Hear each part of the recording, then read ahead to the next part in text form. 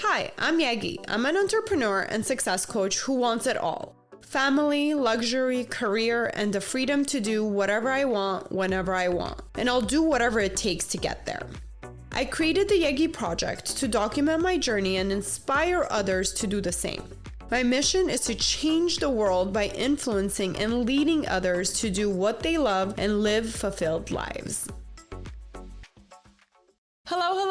Welcome back to the Yegi Project. Today we have Xues as our honored guest, and we are so excited to get to know her. And I'm just going to give you guys a brief intro so you guys can really be as excited as I am. I think just the fact that she lived in 6 different countries, 3 different continents, right, and 8 different cities, and is living a nomad life is already intriguing and interesting enough. So I'm very curious where you got to your current stage and how you chose to live your life. So tell us a little bit of a background story, who you are, what do you do, and let's start there.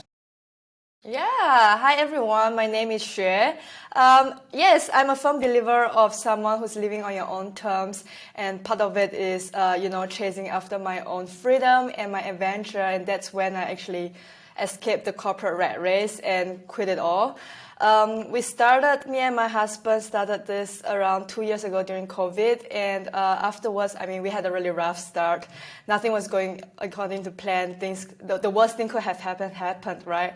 But we managed to build 3 businesses, and what we did is, for me personally, I actually help people to live in their personal freedom and take back their time, as well as working with companies with it. And also with my husband, we built an online educational platform for students, and also helping investors to navigate crypto with confidence. So you can see all of it is around like freedom, right? Wow. And I just got back from Laos where I stayed for a month there, and now I'm in my base in Singapore right now. Awesome. Well, I'm so excited to get to know more, but please, for our listeners, so they know what your background is from. So you said you pretty much quit like a dream stable job to have the freedom to be an entrepreneur and do your own thing. So what were you doing before? So back then I was living in Berlin, Germany, and I was a business developer working in a huge corporate e-commerce fashion industry, right? So every day in, out, it's about building strategies to have people buy more clothes and more shoes. I really love the vibrantness of an e-commerce company. However, I guess COVID was like a rude awakening. It kind of got me thinking like life is a lot more. And also my circumstances when I was doing corporate job was that, it was fine when you go to the office because you get to meet your colleagues who are really like-minded. You have a huge place.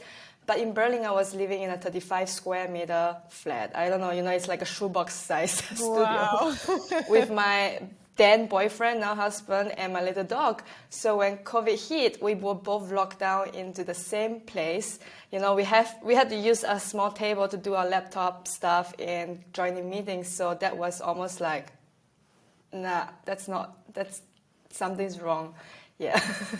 So that was the wake-up call that, okay, we want to take it into our own hands and do something else that could give you guys more freedom. Mm-hmm. There's still several other factors pouring into it, right? One of it is also emotional health, mental health as well, where actually for a long time, I was having anxiety regarding my job. I was having a lot of, unbalanced work-life balance. That's why I'm not at home. And when I'm finally at home and able to, be doing like the job, but also outside of that, I'm like, I don't know what I want.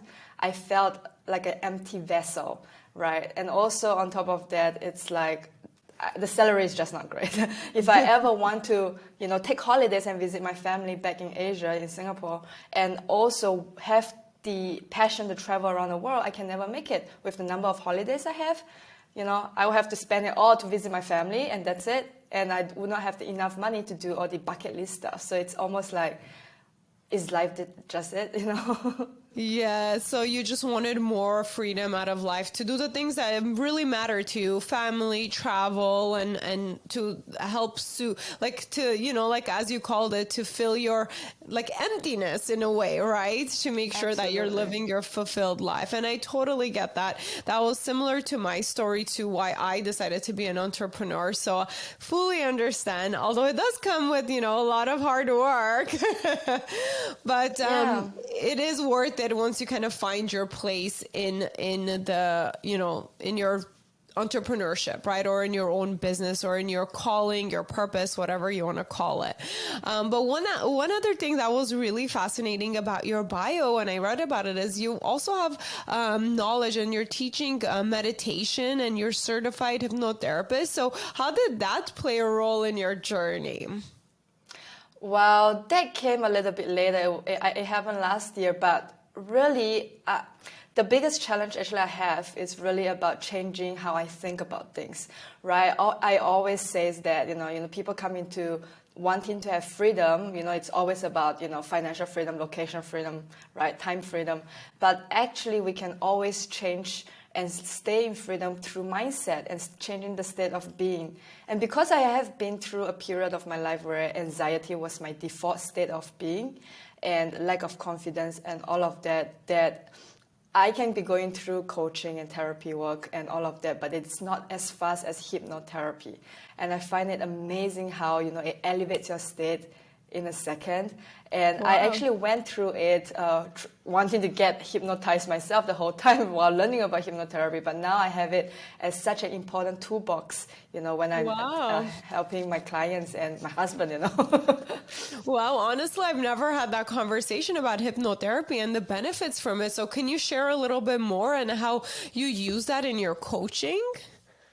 Yeah. So, well, hypnotherapy, a lot of people have that, perception that something, like I don't have control over what I'm thinking, but actually it is not true, right? You actually go into trance basically, but you are always going to like a default trance in day-to-day life, like watching the TV, in the elevator, driving, right? You just kind of lose focus of the things around you. So with hypnotherapy, we kind of leverage, right, the state where you are losing focus and talk directly to your subconscious mind. So like what I do with my clients, sometimes it's about going to deep relaxation, because a lot of time when people are in like anxiety state the whole time, they forgot how to relax. And it's easy to tell people relax, think about the beach, but it's different when you go into a trance state. You bring them down into a state of trance and guide them through a relaxation mode, or leveling them through confidence, or boosting their productivity. And when they get out of hypno, they would actually remember most of it if they choose to in their conscious mind. If they choose not to remember it, then, sometimes you're like, yeah, it feels like I'm dreamy or I'm sleeping. But it's really like you have the control of it, and I'm just the vessel of guiding you through, what you think is. In other words, it's a visualization process with Wow. audio. Wow. Yeah. So guided, like it kind of sounds like to me like a guided guided visualization with the coach. Absolutely, I've yes. never tried it. Now you're making me want to actually try it to see how I personally would feel about it. But nowadays we talk a lot about our subconscious mind and like the old programming or like the bad programming that lives in our subconscious mind. So I could see how hypnotherapy might be a tool, to try to access that, because I don't know how to access my subconscious mind. Who knows what's back there? So that's cool. I'm glad you shared a little bit about us. But what's the biggest misconception about hypnotherapy that you've heard? Yeah, I think it's the part where people are afraid they cannot control, like, oh, you're going to make me do weird stuff, right? Because we see a lot of stage hypnotherapy or on TV where people is like, I can't control it. So if you ask me to do anything bad, I will also do it like out of my control. But that is also not true, right? When your conscious mind rejects something, you won't really go into that deep of a trance. It's actually your openness to go into trance that allow you to, be playful. You know, when you see hypno and people are doing funny, crazy stuff, it's because they're actually open to it. That's why they volunteer to go on stage and do all of that. It. Yeah, exactly. Similar with anything personal of state of being, is like, oh, I really want to stop my emotional eating. They are really open. They really have the desire. They have this goal. So when we go into hypno, it is easier to, you know, talk with the subconscious because they already consciously want it. Wow. So did you end up practicing it yourself? No. So now you're teaching it. You're certified to practice it on other people. But you said initially you wanted to go into it to heal your anxiety, right? So did you end up doing that? What was your experience with the results of it? The way that I get practice is because we have to practice with a lot of peers, right? So it actually was really interesting that, you know, I get practiced on, and that's how I get hypnotized. I find it a little bit weird to, you know, do my own recordings and hypnotize myself, so I don't do that. But weirdly enough, sometimes when you hypnotize somebody and, you know, you go into like trance and go into, you know, lowering your voice and guiding them through a relaxation, I do also go into some form of sub-trance where I'm feeling relaxed, you know. Also, it's kind of like building rapport with the person. And yeah, it is. I think I got a lot out of that, and also a lot from the training, right? Sometimes if I need any help, I will ask my peers to help me. I love that. Okay, so let's talk about your background and your really your expertise in business, right? Because you did work in business strategy and development for many years, and you're applying that now with your own businesses. So for somebody that is kind of new into the business world, what are some advice that you have as far as strategy or management? Well, first of all, like part of my background, right, I came from a business schools in Singapore, like the top business school in Singapore and the top business school in Germany. Wow. I have to say, I know nothing about business when you start your own business. I mean, yes, it's true, you know, you mentioned I've been, you know, in the corporate doing business strategy and development, but it's such a different thing when you actually start your own business. It really is. I really felt like I know nothing because at the end of the day, right, I went into business not because I want to make money. I went into the business because I was like, this is my passion, this is my calling, I want to provide this value and all of that. So I'm actually learning about the value I'm providing. For example, you know, crypto, I'm learning about crypto, online business. I'm like, how do I put it onto an online platform? How do I build a educational platform online? How do I, you know, be a good coach? How do I learning coaching skills, right? That is what I have been learning. But then the moment I'm like, okay, now I need to do business. How? Right? In the end, it's two things. It is marketing and sales. You have to get into marketing and sales. And I never did marketing and sales. I did finance, I did, you know, business strategy, but they don't teach you how to, you know, do sales and marketing. It's different. So, it's definitely different in theory and in school than in practice. And I've learned that the hard way too. Coming out of business school, me as well, when I started my business, I was like, oh, I got this. I know everything. But no, when I actually was doing it, it was totally different. A lot of trial and error. Had to take a lot of like mini courses, certifications, like literally try to teach myself things. But you're right. I think sales and marketing does play a huge role. And in today's world, I think specifically like digital marketing plays a huge role. So if I were to go back to school or do another program, which I've kind of been considering, I would go and try to learn more about like digital marketing because I feel like it's huge now for entrepreneurs. You know, it's like a whole new world with all the online marketing. yes, absolutely. And another thing that I realized, actually, like during the last 2 years after COVID, I've tried many things. I've also tried, you know, together with my friends, trying to found a, you know, online e-commerce business as well. And I have tapped into all of that. But the biggest thing that I also learned, right, is when you are not when you're trying to build something that is not in alignment with what you truly want and passion, and you're doing it for, you know, other things like money or status and all of it, it's hard to motivate myself to get into, you know, any mode of hustle. And I don't like the word hustle because I feel like a lot of people think that, when you go to entrepreneurship and start doing things on your own, it is about hustling. I mean, in a way, it's kind of, I understand where it comes from, right? You suddenly, one person, you had one role in your job, and suddenly you had like 10, 15 roles of all kinds, from things that you don't like to do to the things that you really love doing. So I do understand that. But imagine if you're studying entrepreneurship to, just build a business because I want to have the title of an entrepreneur, or I want to, have it for money, and I just find any idea that actually makes money, makes sense. Then it can be really hard to do all these roles because you really feel like you're hustling. And at the end of the day, hustling means that your energy is being drained out doing all the things, and your time is drained out. And one of the biggest things that I learned, right, I did not start, wanting to help other people with time management or time freedom or any of that. It really became what I am as a person, that I like to optimize my time, right? I love so many things. I love to do so many things. Like, how can I do that if I only have 24 hours?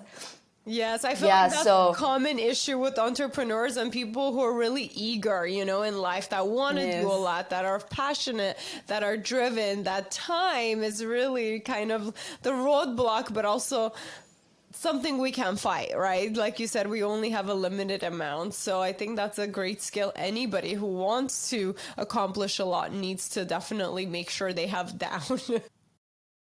Yeah, absolutely. And, it is crazy because we think that we don't have time, a lot of time, but actually everyone has the same amount of time. The billionaires have the same amount of time as us, or the millionaires, or the people who are, like kids, old people, every single one. And it is not about whether we have it or we don't have it. We all have it. It's really about how we utilize it, how we manage it. And it's also not a lot about managing, because I don't, I don't want to feel like I'm always managing my time, because it feels like it's not manageable. But it's really about optimizing it. How can we just make the best use of it? Yes, and I think actually that's one thing I've always struggled with too. Oh, I don't have enough time. Oh, there's so much I want to do. There's not enough time. I think until maybe like recently, it got to me that, look, half of it is also kind of in our head, that we don't have enough time. And like you said, it's about optimizing and what we're doing with it, and ultimately picking the right things to do with your time so you're not wasting it.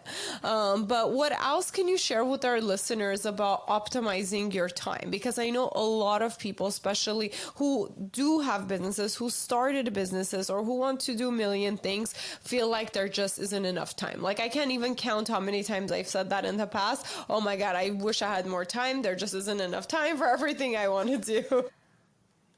Yeah, absolutely. So one of the things that it helps to remember, it's, I have a framework called the BAM, BAM, very easy. So B stands for balance, right? A lot of time it's actually about balancing, actually your energy.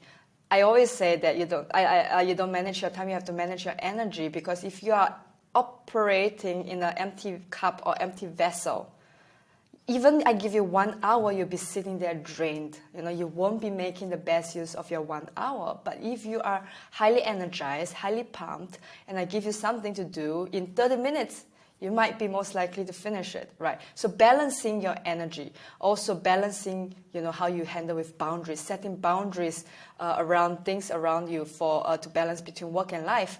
And saying no to things is good because it helps you to say yes to many things, right? And then you have also, how you balance about learning things and doing things, right? A lot of times, especially entrepreneurs or whoever out there, especially coaches as well, you want to be learning more, you want to be able to be on top of it. So you realize you're taking a lot of courses, reading a lot of books, but you have actually lower the amount of actions you're taking.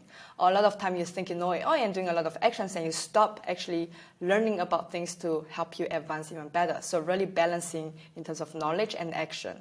So that's B. Oh, I love that. I love that actually. I think that's super important. A lot of people do forget to do either or. They're either extremely action oriented and they forget to stop and learn. So maybe they'll be more efficient, like work smarter, not harder. And then other times people are just so busy just wanting to learn. They feel like they just don't know enough. They need to know more before they take action. So that's tricky, but we need to keep it in mind and make sure we are doing a little bit of both. Exactly. And that's where the time goes, right? You either spend a lot of time doing things, but you realize it has a stagnant, it reaches stagnant, and that's when you should actually be learning more stuff. But then the next point is alignment, actually. It's a lot about knowing our personal goals and the goals we set for our businesses, whether you're, having a company or doing your own solopreneur or anything of that. Because a lot of time what we're doing, we think being busy is being productive, right? So we're like, oh, I'm doing so many things. But actually, is it in alignment with your goal? Is it in alignment with your intention, right? When we really try to see, is this something that I'm doing will truly move the needle towards what I ultimately want? That's when we can really see whether what we're doing is, keeping our time blocked or really doing something that is advancing forward. And so this whole alignment thing, it's really, really important because that's how we prioritize, actually. That's how we also optimize our time. So that's the A part. And it's surprising how horrible most of us are at that. You're right. A lot of times we are busy, busy, busy. But then if we were to sit down and think about all those little things that we're doing, is it moving me closer to my goal or not, right? It's a simple question. This thing that I'm doing right now, is it moving me closer to my ultimate goal? If it's yes, great. Keep it in your schedule. If it's no, definitely get rid of it. Yeah, because a lot of time it's almost like, monkey see, monkey do. We see people doing that, so we think we have to do that as well. But actually the effectiveness of it, it's not a lot about efficiency, it's a lot about effectiveness. Is this actually truly effective? And part of the alignment also comes down to all about your core values and your strength, right? If you're leveraging your strength a lot more and also working within your values, it's just so much easier, there's less blockages and things flow. And when things flow, you actually do things faster and you optimize it as well. So that's also another piece of alignment where, we should never separate, company goals and personal goals or business goals. And it should be kind of integrated in a way. Yeah. Yeah, that totally makes sense. And like you said, it's almost like that acceleration factor. Initially, it's kind of hard to get started with that. But once you get going, it moves faster and easier because you have that initial push. So the wheels are rolling and rolling, then it gets much easier to move compared to that initial, like, oh, I'm going to try to figure out, what I'm doing to get to my goals. Yeah, absolutely. And, with balance, alignment, then it all comes together, integration with the last part, which is M, which is maximization. How can we maximize the amount of effort, time, right, to produce the best results? Like you said, work smarter, not harder. Yeah. So a lot of it is about, optimizing through techniques like time blocking, Pomodoro, a lot of little things that we already probably know, like using the 80-20 method. How can we do 20% of things that give us 80% of the result? And the question that I always say is like, okay, does this move my needle, right? If it moves my needle to the most amount of my needle, then I'm going to do that first. So it's again about prioritizing and also about scheduling, all of this.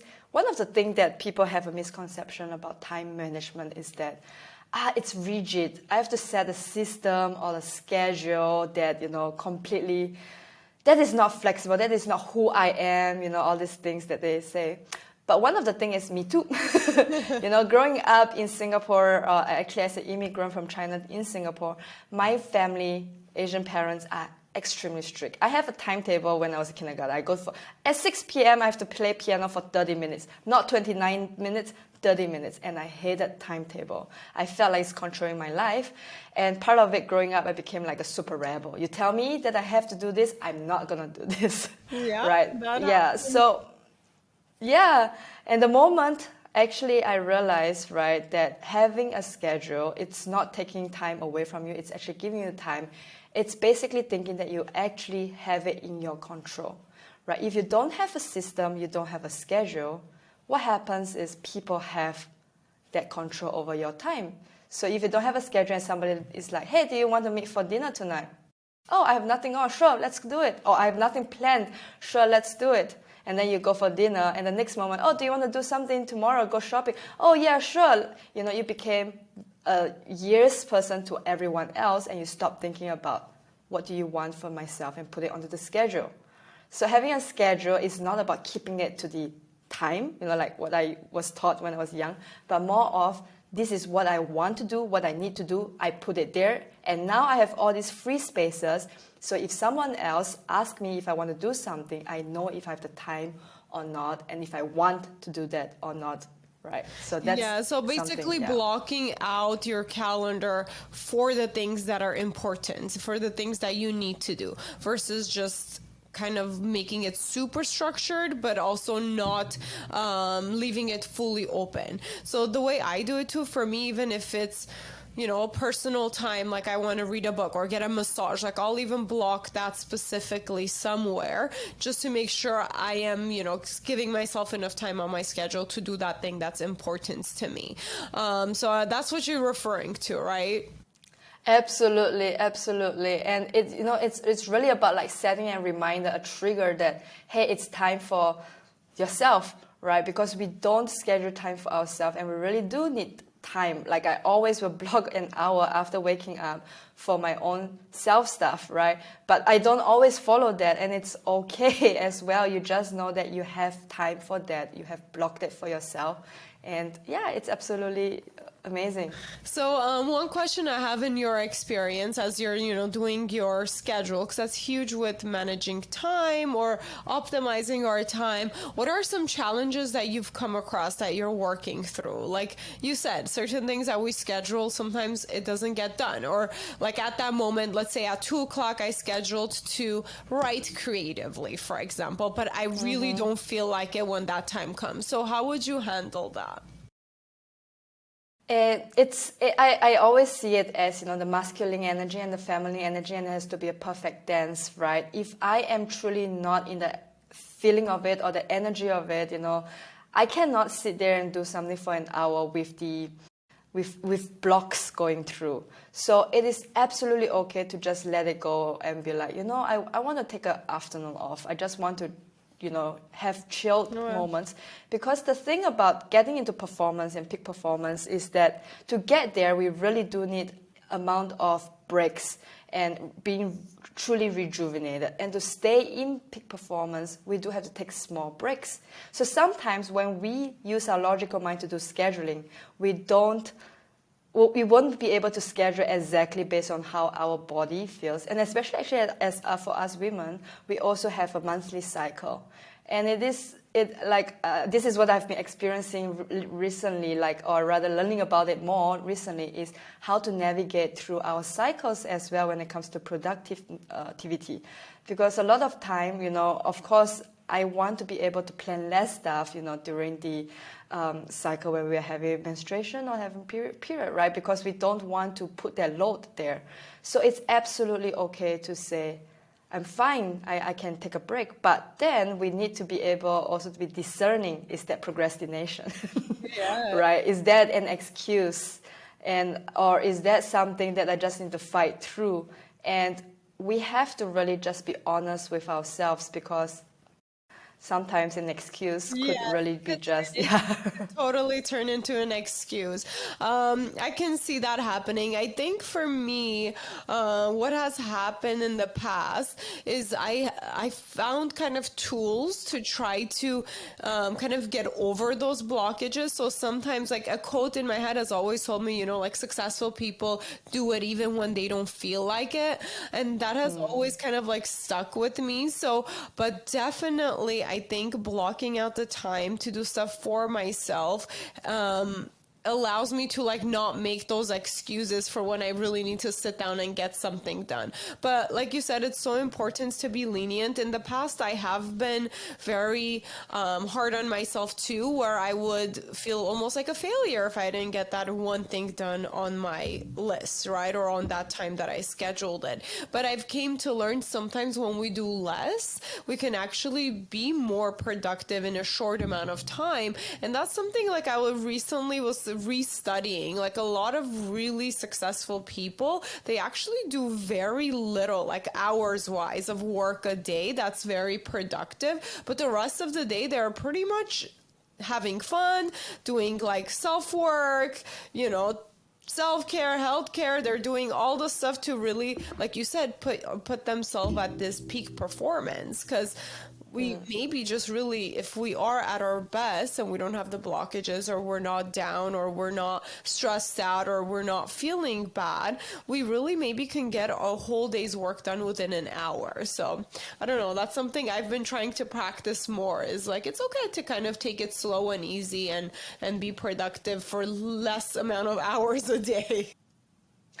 Yeah, and that's really interesting, because it's a lot with mindset as well, right? What you just mentioned, it's the Parkinson's law, where, when we are in school and we were given 1 hour to do an exam, and it's like, 30, 50 questions, and we are always able to finish it. But when we are not during this exam of a limited period of time, we will take our time, 3 hours to finish 10 questions or something. It's because part of our brain is always distracted, or actually another killer is being trying to be perfect, right? So that kills a lot of our time trying to make things perfect. But what I'm trying to do and also balance right now is sometimes certain things that really require a deadline, I don't try to start it too early. I kind of started, it's very contrary to some people, start things early so you don't. It is true, right? That helps with anxiety, but part of me, I know that if I really truly need 2 hours to finish something, I'm going to do it, before the deadline, to do it within 2 hours, because it's magic. You can really finish it. And although it's not, perfect, but you can really be in deep focus, and you finish it and you just send your draft in, or whatever way it is. So for example, coming into like anything, like having my first coaching with my first client, I might be thinking about spending weeks trying to prepare for the first, but it's all about overthinking.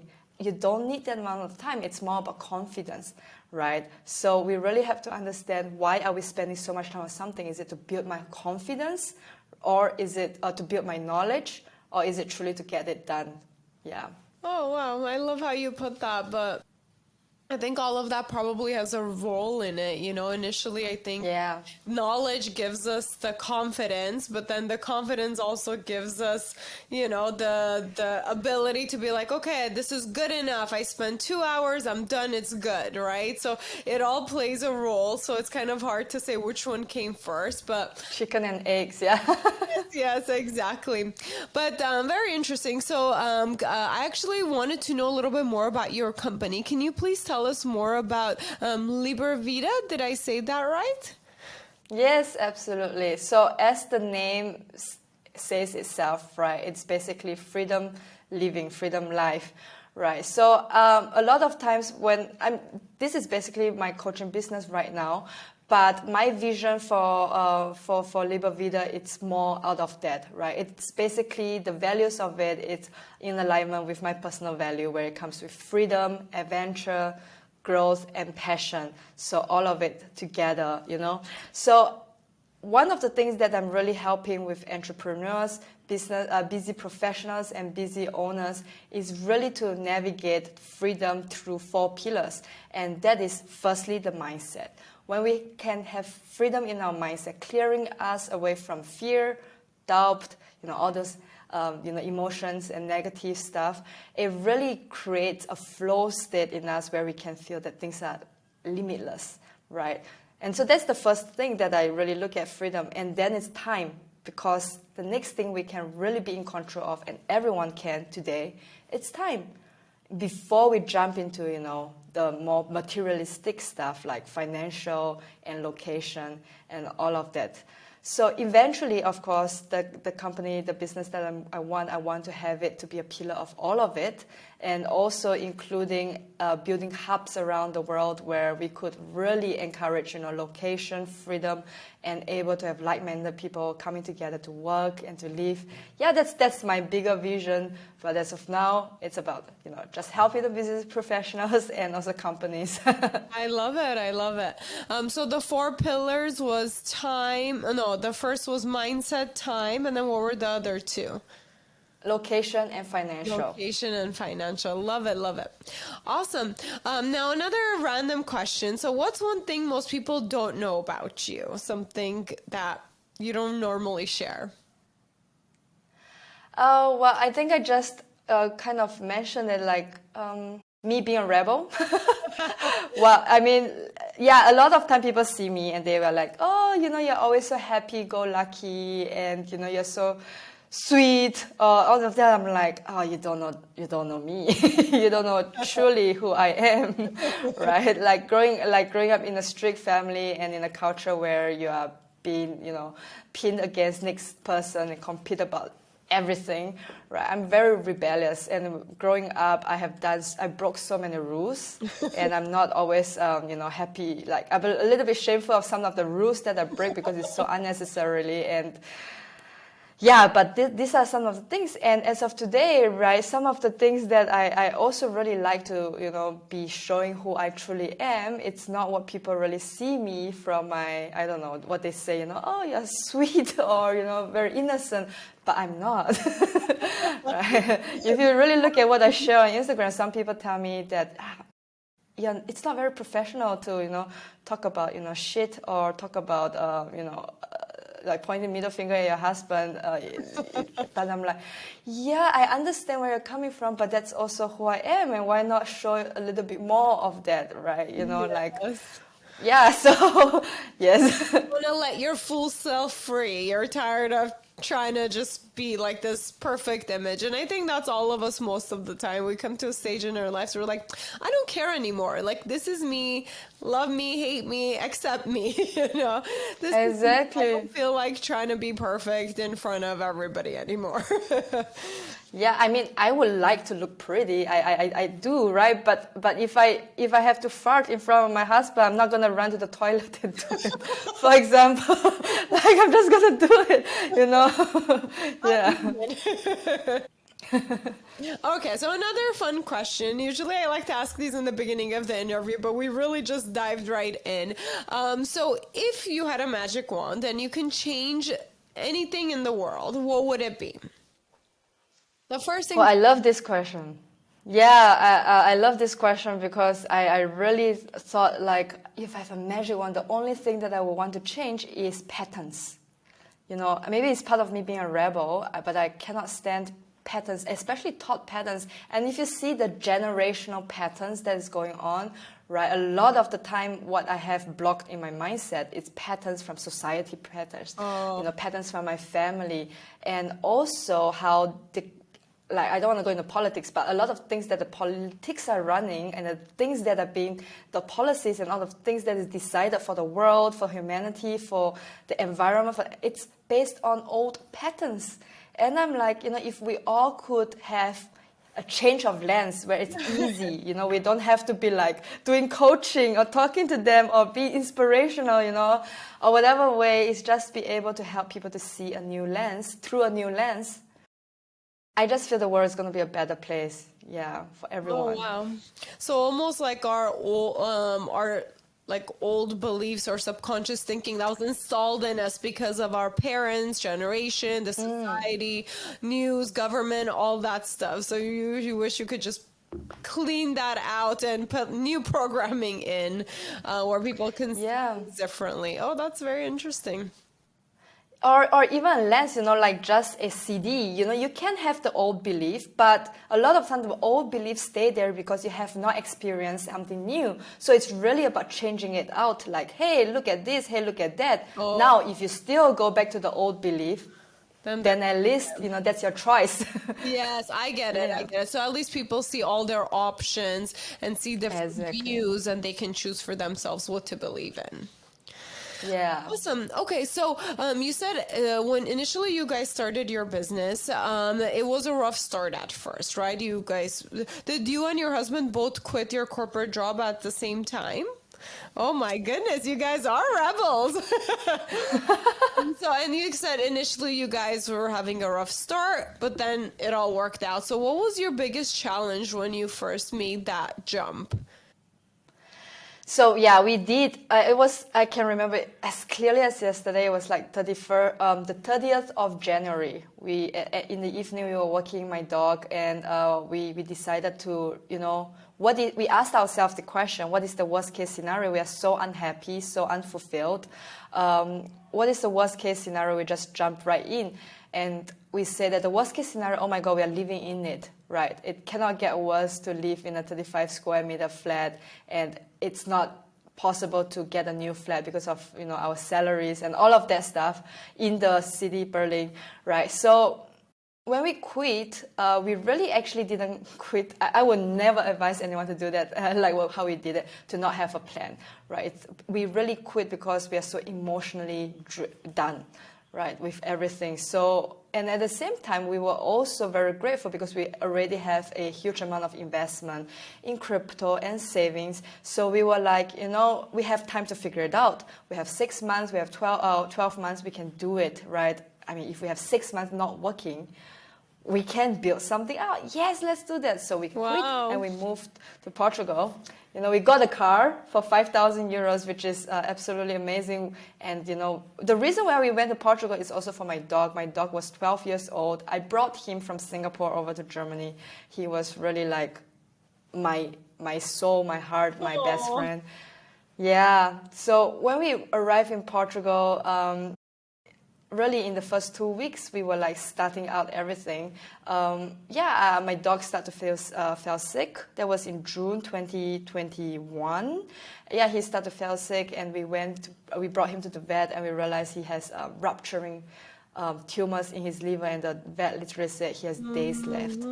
So that completely changed the trajectory of my plan. Like, I couldn't see my future anymore.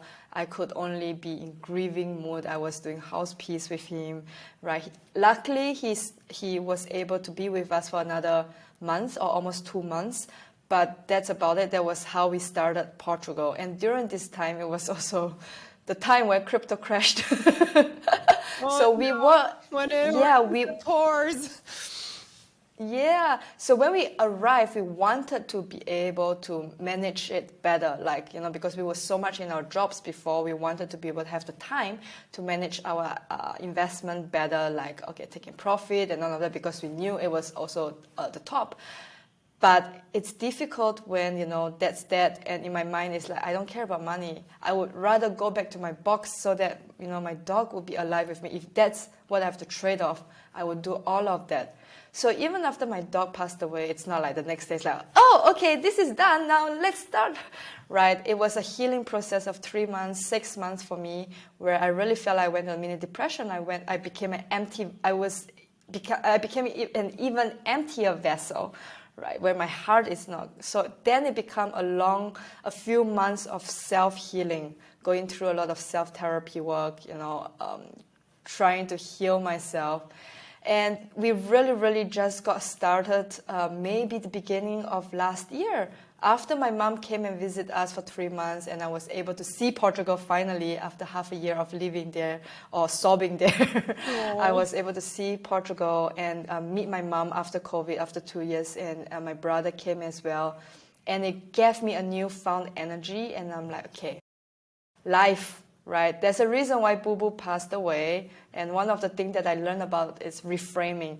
Anything that goes through pain and challenge, it's a huge learning opportunity. Whether it's a learning or opportunity, right? And one of the things, it sounds almost like a dark humor. It's like, oh, Boo Boo died because he wants us to live truly location free, because having a dog means that we have to buy a car and drive around. But without a dog, you can bring a backpack and go from South America to Southeast Asia. Absolutely okay. Yeah, so blessing in disguise in that sense. Yes, I think that's super important, our frame of thinking, and obviously trying to take any horrible, sad situations and seeing the best from it, or like you said, learn whatever you can from that situation, grief, go through the process, but really like take your learnings and run with it. Wow, yeah, I think in my life too, during any of the hardest moments, that's when I truly was like, oh, like once I got through it, I was like, oh, this is why this happened. It was to teach me X, Y, and Z, or it was to pivot or make me like move in a different direction, or it's to kind of like nudge me and be like, hey, you're doing something wrong. You need to realign your life. So I think, I don't know, I think that's very, very deep. And I'm so happy you share that story with us. But props to you for going through that process, learning from it, healing, and then moving on and literally like changing gears 100% with your and your now husband's lifestyle. So that's very inspirational and amazing to see. But I have another random question. So you mentioned crypto a couple times. So how do you feel about that? I've never really got into it. I never learned about it. It was just something that I just never did. So how do you feel about it now that you kind of saw the wave of it? You guys invested, you gained, lost. Yeah, so it's really funny. Back when I was doing business, I was doing finance a lot of time. All my friends from Singapore, they are, a lot of them are in the banks, doing a lot of stocks and stuff. I never had interest in any of it. But crypto caught my eye because I realized it's in alignment in terms of values.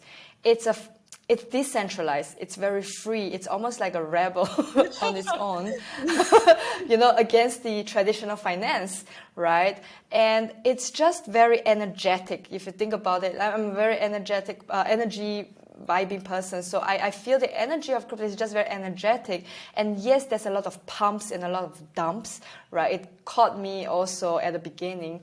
But at the end of the day, it's also a lot about managing my own emotions, right? That's how I really help people with navigating through crypto. My husband is the technical person, the information, knowing all the details about, technical analysis and all the kind of analysis, while I'm helping everyone to go through, with mindset, right?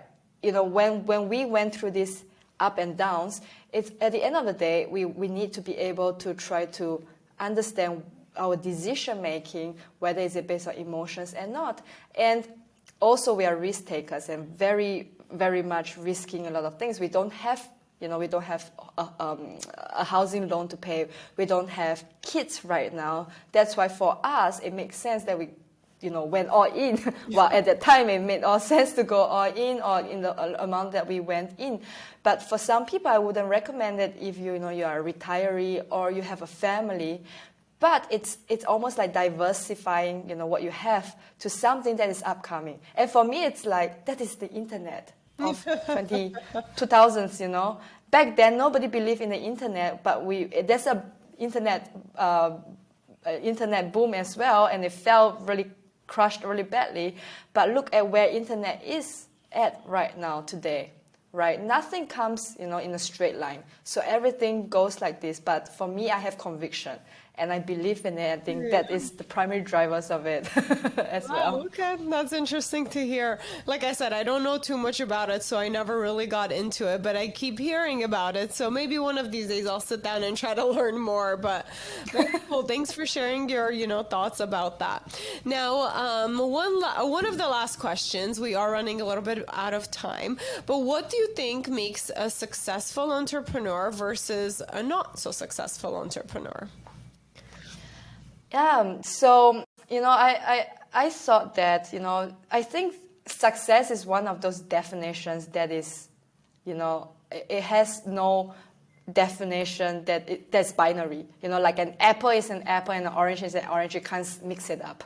But success is one of those that the definition actually comes from yourself, right? And for me, what I think is successful is the entrepreneurs who have a strong vision, strong goal, especially a vision that brings humanity forward in a way, right? And themselves as well. And they are still being stay put in today's whatever status quo they are in. They're happy with the progress. They're learning, they're picking themselves up, and while keeping an eye on the vision forward. while what I find unsuccessful are people who, whether you have the money or not, maybe even billionaires, millionaires, but they are always chasing, and they never could stop and live and think that what they have achieved so far are actually amazing. So to really live in the present, no matter at what stage you are within your business or within yourself. Absolutely. In the present, and not having the thought of like hustling is the key to success. There is no key to success. You are the key to success in terms of, you are the direct correlation to your personal development. Your success is the direct correlation to your personal development, the actions you take, the lessons you learned, and as well as living in the present moment, right? Because you're never successful if you're not happy. Yes, definitely. All right, so one of the last questions again, if you were to do it all over again, quitting the job, starting the business, what would you do different? Yeah, actually, I'm also a firm believer that, everything happens for a reason. I don't think that, anything that has happened was something I would have changed. I would say, all the mistakes that I've done before, I would say change it, right? But the thing is, that taught me a valuable lesson. And I always say, all the money that I've lost, right, through investment, I could have taken it out, blah, blah, blah, earlier or whatever, right? Or start with a plan. But if I have not went through what I've went through, I would not have learned all the valuable lessons I've learned today. Right. The only regret I truly have right until now is probably how, when my dog was dying, I could have handled it a little bit, like putting him down a little bit earlier to end the suffering for him and for us. But it was still a learning process that, going through grief or, having that decision. So for me, yeah, I mean, it's a cliche answer that, I won't change anything, but really I won't, because of all the learnings, I really hold it dear to my heart with my husband. Yes, I'm a firm believer of that too. I guess I could have asked the question better. So I guess what I mean is, after learning, going through it and learning all these things that you learned, what advice would you give, or what are your last words of wisdom for our listeners? Yeah, so I started my freedom journey with what everyone thought about. I want to go with financial freedom and location freedom, right? That's why I'm like, crypto as well, and also quit my job and leave Berlin and able to travel around, right? But actually, what I really realized, and I would start from that as well, is able to, that's what everyone thinks, right? We want to get financial freedom. And then so that we will have the time to spend time with our family, so that I will be able to travel around the world. It's almost like there's a sequence of way of going to freedom. But I think the sequence is a little bit twisted, right? We actually do need to have a mindset that is free and limitless, so that it can propel us to do things that bring us the freedom easier. And we can actually start with time, because we need time to create financial freedom, right? So for example, that's also the reason why I went into more businesses, because I realized I need to have multiple streams of income. Even though right now it feels like I'm just working day and night, but it's also for delayed gratification, to build the financial freedom, to build the location freedom. But everything can be intrinsically within your control to, it's almost like puppeting it around. And there is no sequence of let me wait till. And that's a little, I feel it's like a little bit of a corporate trap as well, because you feel like you need to climb the ladder to earn that amount of money in order to XYZ, but there is no sequence. We can all start and do it at the same time now. Okay, so yeah, what you're saying is you can basically build your lifestyle how you want it and just live that way right now. Change your mindset, live that way. Work for the financial freedom, but while you're doing that, you can still travel, you can still do all the other things that you want to do. Absolutely, absolutely. And I would love that if there's something I can help myself before, is to actually have their mindset already. Because I started with also just wanting financial and location, but I was in a deep mess anxiety-wise, and also when my dog unfortunately passed away, I went into a deeper mess in mindset-wise, and that is not freeing me from anything. Yeah, totally. Well, thank you so much for sharing that. And please, for our listeners who want to get to know you more, where can they find you or more about your business? Well, you can find me on Instagram at Xue, Xue Unscripted, right? I'm very active there. I love my followers, and I drop freebies there. I would drop a hypnotherapy audio, so if you want to hear it, check it out as well. Feel free as well. I do also have a time management quiz there to find out the way you do your time management, right? But other than that, you can also check me out on my website, libervita.com. It's everything about my business. And yeah, whatever I share, I hope to see you there. Thank you so much for sharing. It's been such a pleasure having this conversation with you and learning more about you. And again, thank you so much for being our guest and sharing your knowledge and experience with us. And I'm excited for our listeners to have gained so much, and hopefully we'll keep in touch in the online world. Yeah, absolutely. It was an amazing chat with you. Thank you. Have a great, great day. Thank you for listening. Please rate and review this podcast. Follow and engage with us on social media under the Yegi Project. And if you're interested in being a guest, email info@theyegiproject.com. And don't forget to subscribe so you don't miss out on any future episodes.